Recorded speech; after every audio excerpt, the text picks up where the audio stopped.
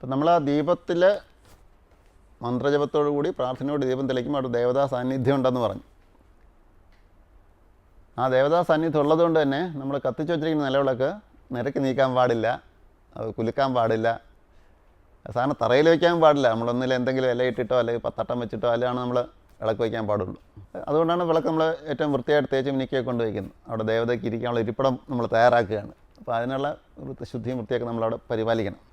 അപ്പോൾ അങ്ങനെയൊക്കെ ബോധത്തോട് ചെയ്യുമ്പോൾ അതിനുള്ള ഭംഗി ഉണ്ടാവും.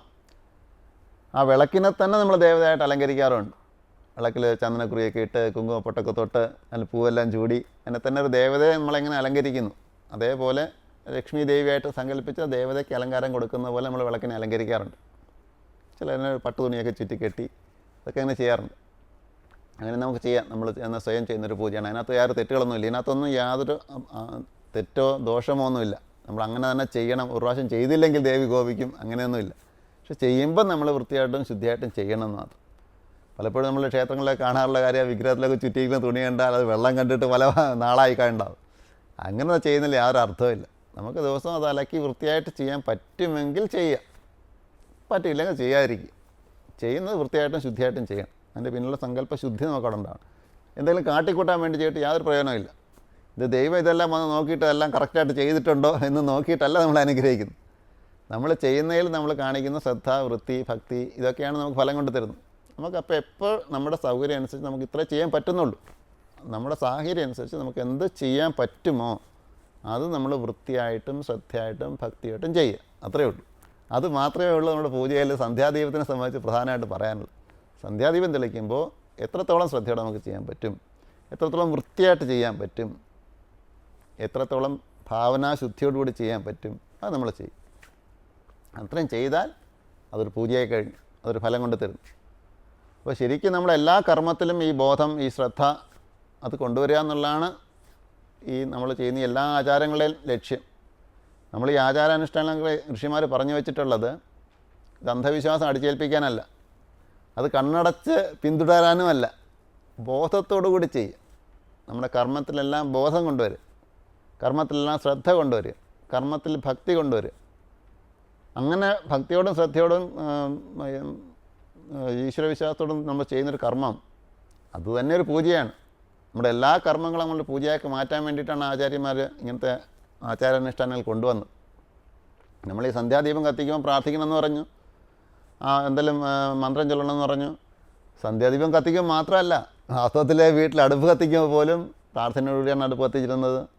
അരിയിടുമ്പം പ്രാർത്ഥിച്ച് അരി കലത്തിനെ ചുറ്റി പ്രദക്ഷിണമായിട്ട് ചുറ്റിയിട്ടാണ്, മന്ത്രം ജപിച്ച് ചുറ്റിയിട്ടാണ് അരി ഇട്ടിടുന്നത്.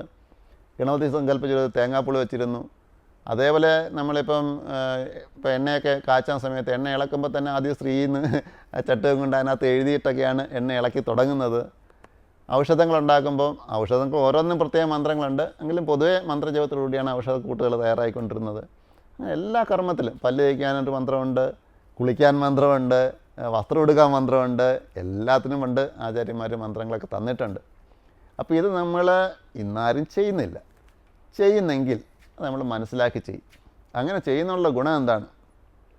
നമ്മൾ ചെയ്യുന്ന എല്ലാ കർമ്മങ്ങളും ഈശ്വരൻ നൽകിയിരിക്കുന്ന ശക്തി കൊണ്ട് അവിടത്തേക്കുള്ളൊരു പൂജയായിട്ട്, അവിടത്തേക്കുള്ളൊരു അർപ്പണമായിട്ട് നമ്മൾ ചെയ്യുകയാണ്.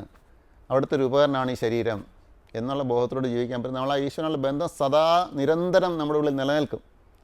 അതിനുവേണ്ടി നമുക്ക് പ്രയത്നം ആവശ്യമില്ല. നമ്മൾ ശീലമായിട്ട് വരുന്നു. ആദ്യം നമുക്കൊരു അല്പ പ്രയത്നം വേണം. ഇത് പഠിക്കാനും ഇത് അനുഷ്ഠിക്കാനും ആദ്യം നമുക്കൊരു അല്പ പ്രയത്നം വേണം. അല്പ പ്രയാസം നമുക്ക് തോന്നും. പക്ഷേ ആ ഒരു അല്പ പ്രയാസം കഴിഞ്ഞു കഴിഞ്ഞാൽ ഇത് നമ്മുടെ ശീലമായിട്ട് വരും. ശീലമായി കഴിഞ്ഞാൽ നമുക്ക് യാതൊരു പ്രയാസവും ഇല്ല. ഇത് നമ്മുടെ സ്വഭാവമായി കഴിഞ്ഞു. അതില്ലാതിരുന്നാലാണ് നമുക്ക് പ്രയാസം. അപ്പോൾ നമ്മുടെ അമൃതാനന്ദ മഠത്തിൽ നമ്മൾ സാധാരണ പതിവായിട്ട് അവിടെ രാവിലെ ലളിതാ സഹസ്രം അർച്ചന നടക്കാറുണ്ട്. അപ്പോൾ ആദ്യം വരുമ്പോൾ ആദ്യത്തെ അവിടെ നിൽക്കുന്ന ഒരാൾക്ക് ഈ 1000 മന്ത്രങ്ങൾ, 1000 സംസ്കൃത മന്ത്രങ്ങളാണ്. അത്ര എളുപ്പമുള്ള മന്ത്രങ്ങളൊന്നും അല്ല അതൊക്കെ. ഈ 1000 മന്ത്രങ്ങൾ നമ്മൾ ചൊല്ലണം എന്ന് പറയുമ്പോൾ നമുക്ക് ഇച്ചിരി വിഷമം തോന്നും. ഈ 1000 മന്ത്രമൊക്കെ ചൊല്ലണം, വലിയ ബുദ്ധിമുട്ടല്ലേ വെളുപ്പാക്കാലത്തിരുന്ന് 1000 മന്ത്രം ചൊല്ലുന്നു. അപ്പോൾ ചിലപ്പോൾ ഉറക്കം തൂങ്ങിയെന്നൊക്കെ വരും. പക്ഷേ എന്തായാലും അങ്ങനെ ഒരു നിഷ്ഠ അവിടെ വെച്ചിരിക്കുന്നുണ്ട്. 5:30 അർച്ചനയുണ്ട്, 5 മണിക്ക് അർച്ചനയുണ്ട് എന്നുള്ളൊരു ചിട്ട അവിടെ ഉള്ളത് കൊണ്ട് നമ്മളതിനകത്ത് കൃത്യമായിട്ട് പോയി പങ്കെടുക്കും, മന്ത്രം ചൊല്ലും. പിന്നെ കുറച്ച് നാലം കൊണ്ട് അത് ശീലമായി കഴിഞ്ഞപ്പോൾ പിന്നീട് മന്ത്രം ചൊല്ലിയില്ലെങ്കിൽ രാവിലെ മന്ത്രം ചൊല്ലിയില്ലെങ്കിൽ കുളിക്കാതെ പോയാൽ നമുക്ക് എത്ര അസ്വസ്ഥത ഉണ്ടാവും, അതുപോലൊരു അസ്വസ്ഥത ഉണ്ടാകാൻ തുടങ്ങി. അത് നമ്മുടെ ശീലമായി കഴിഞ്ഞാൽ അത് ചൊല്ലിയേ പറ്റുള്ളൂ എന്നായി. ഇപ്പോൾ സമയത്ത് ചായ കിട്ടിയില്ലെങ്കിൽ നമുക്ക് തലവേദന ഉണ്ടാകുമല്ലോ, അതേപോലെ മന്ത്രം ചൊല്ലിയില്ലെങ്കിൽ നമുക്കൊരു തലവേദന ഉണ്ടാകുന്ന അവസ്ഥയായി. അപ്പം ഇങ്ങനെയുള്ള ആചാരങ്ങൾ നമ്മുടെ ജീവിതത്തിൻ്റെ ഭാഗമായി കഴിഞ്ഞാൽ അത് ജീവിതത്തെ നമ്മളറിയാതെ തന്നെ ശുദ്ധീകരിക്കും. നമ്മൾ അതിനുവേണ്ടി പ്രത്യേകിച്ച് പ്രയത്നം ചെയ്യേണ്ട ആവശ്യമില്ല. നമ്മളെപ്പോഴും ആ ഈശ്വരനായിട്ടുള്ള ബന്ധം നമ്മൾ നിലനിർത്താൻ ഈ ആചാരങ്ങൾ നമ്മളെ സഹായിക്കും. അപ്പോൾ അതുകൊണ്ടാണ് നമ്മളിതൊക്കെ ചെയ്യണമെന്ന് പറയുന്നത്. അതുകൊണ്ടാണ് നമ്മൾ ഇങ്ങനത്തെ അനുഷ്ഠാനങ്ങൾ എന്തെങ്കിലുമൊക്കെ ജീവിതത്തിൽ ചെയ്യണമെന്ന് പറയും. ഈ അനുഷ്ഠാനങ്ങളൊന്നും വേണ്ട, സർവ്വതന്ത്ര സ്വതന്ത്രമായിട്ട് നമുക്ക് ഇഷ്ടം പോലെ എങ്ങനെയും ജീവിക്കാം എന്ന് പറയുന്ന ധാരാളം പേരുണ്ടാവും. അതാണ് ഇപ്പോഴത്തെ ഒരു ട്രെൻഡെന്ന് നമ്മൾ പറയുന്നത്. പക്ഷേ ഈ ട്രെൻഡിൻ്റെ ഒരു പരിണത ഫലം കാണണമെങ്കിൽ നമ്മൾ പാശ്ചാത്യ ദേശത്തോട്ട് നോക്കിയാൽ മതി. അവിടെ എല്ലാത്തരം സ്വാതന്ത്ര്യമുണ്ട്. ഒരുതരം അനുഷ്ഠാനങ്ങൾ പരമാവധി അവരനുസരിക്കാൻ അതിനെ കളയാനാണ് അവർ ശ്രമിക്കുന്നത്. പക്ഷെ അങ്ങനെയൊക്കെ ശ്രമിച്ചിട്ട് അവിടെ എവിടെ പോയാണ് നിൽക്കുന്നത്? ഏറ്റവും കൂടുതൽ കുറ്റകൃത്യങ്ങൾ അവിടെ ഉണ്ടാകുന്നു, ഏറ്റവും കൂടുതൽ മനോരോഗികളുണ്ടാകുന്നു, ഏറ്റവും കൂടുതൽ കലാപങ്ങൾ, ഒരു മാനസിക പ്രശ്നങ്ങൾ അവിടെ ഉണ്ടാകുന്നു, സാമൂഹികമായ അസ്വസ്ഥതകളുടെ പടർത്തുന്നു. പണം ഉണ്ടാവട്ടെങ്കിൽ അവർക്ക് എല്ലാ തരം സ്വാതന്ത്ര്യമുണ്ട്, പക്ഷേ അവരുടെ മനസ്സിന് സംതൃപ്തിയില്ല, ശാന്തിയില്ല. ആ ശാന്തി സംതൃപ്തി ഉണ്ടായിരുന്നെങ്കിൽ അമ്മയെപ്പോലും മഹാത്മാവ് വെളിയിൽ പോകുന്ന സമയത്ത് എന്തുകൊണ്ടാണ് ഭാരതത്തിലുള്ളതിനേക്കാളും ജനക്കൂട്ടം അമ്മയിലേക്ക് ആകർഷിക്കപ്പെടുന്നത്? അമ്മ അവരുടെ അടുത്ത് പോയിട്ട് വലിയ അവർക്ക് ഇഷ്ടപ്പെടുന്ന രീതിയിൽ ഒന്നും അമ്മ അവിടെ ചെയ്യുന്നില്ല. അമ്മ അവിടെ പോയിട്ട് പറയുന്നത് ഭാരതത്തിൽ അമ്മ ചൊല്ലുന്ന അതേ മന്ത്രങ്ങൾ തന്നെയാണ്, അതേ ദേവതാ സങ്കല്പത്തോടെയാണ് അവിടെ അമ്മ ദർശനം കൊടുക്കുന്നത്. അപ്പോൾ അതൊന്നും അവർക്ക് പരിചയമുള്ളതല്ല. അവിടെ പറഞ്ഞ് പരാശക്തി എന്നുള്ള മന്ത്രം എത്രയോ വിദേശികളിൽ നിന്ന് ചൊല്ലുന്നു. അവരുടെ ജീവിതത്തിൽ ആ വാക്ക് അവർ കേട്ടിട്ടുകൂടെ ഉണ്ടാവില്ല. പക്ഷെ അവർ ആ ചൊല്ലുന്നത്, ആ ഭക്തിയോട് ചൊല്ലുന്ന അമ്മയെ ദർശനത്തിൽ വരുന്ന മണിക്കൂറുകളോളം ക്യൂ നിന്ന് ഒരു നിമിഷത്തെ ആ ദർശനം നേടുന്നത് കേവലം ഇതിനു വേണ്ടി മാത്രമാണ്. അവരുടെ മനസ്സിന് ശാന്തി കിട്ടണം, സമാധാനം കിട്ടണം, ജീവിതത്തിലൊരു ഈശ്വരൻ്റെ സംരക്ഷണം അവർക്ക് അനുഭവവേദ്യമാകണം.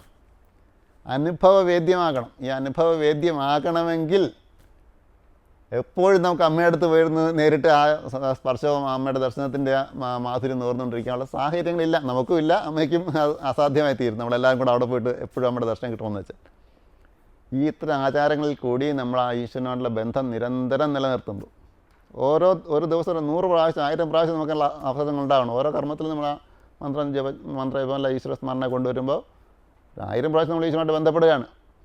അപ്പോൾ അത് നമുക്ക് എപ്പോഴും ആ ഭഗവാന്റെ അമ്മയുടെ അനുഗ്രഹം നമ്മുടെ കൂടെ ഉണ്ട്, നമ്മുടെ സാന്നിധ്യം നമ്മുടെ ഒപ്പം ഉണ്ട് എന്നുള്ള ബോധം നമുക്കുണ്ടാകും.